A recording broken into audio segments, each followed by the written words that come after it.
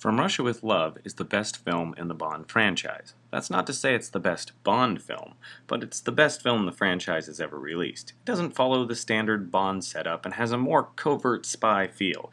It's not about the elaborate sets or about the plots of world domination, though they're there. It's just a really well-crafted spy film. From Russia with Love starts with the first gun barrel / opening teaser scene / theme song routine that would become a hallmark of the series. The opening has the villainous Red Grant, who's played superbly by Robert Shaw, killing a man with his Garo-equipped wristwatch, and it's absolutely perfect. James Bond is being sent to Istanbul to meet with a Russian defector and retrieve a Lecter decoding machine, a coded message machine that Bond's stodgy boss M, played by Bernard Lee, would die to get his hands on. Oh, and the Russian defector is a hot chick, of course. The whole thing is a ruse, though, a trap set into place by Bond's soon-to-be arch-nemesis, Ernst Stavro Blofeld.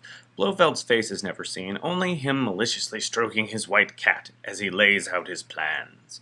Well, he doesn't lay them out, somebody else presents them, and he approves them.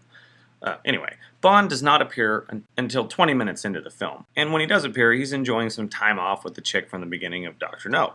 When Bond meets up with him and gets his info on the mission, we meet for the first time Desmond Llewellyn as Q, or he's called Major Boothroyd. He's oddly pleasant, which would change over time. Bond gets one of his first, awesome gadget ever, which is his briefcase with the knife and the bullets and the sovereigns and the tear gas, and it's like the coolest fucking gadget ever. It's one of the best in the franchise. Well, Bond goes to Istanbul for the mission and dicks around for a while, dodging Russian tails and watching gypsies fight, and the film just sort of saunters along like the classic bit of cinema that it is.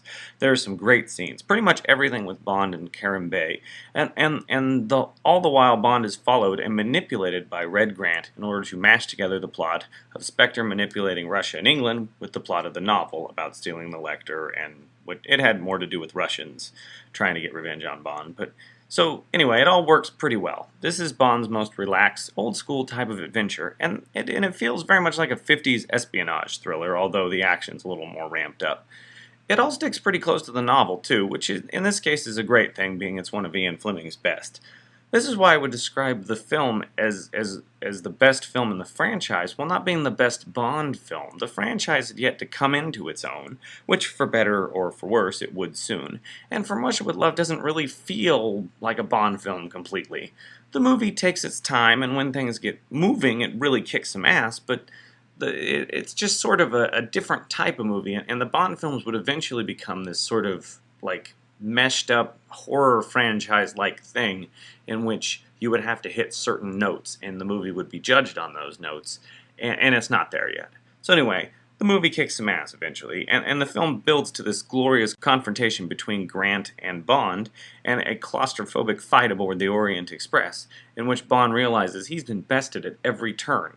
Grant actually quite masterfully beats Bond until luck saves James Bond's life. Later, Bond films would never let our hero be so thoroughly unprepared. Followed this brilliant fight up with a helicopter chase, a boat chase, and Rosa Kleb's poison-tipped shoe, and you've got yourself a hell of a spy film.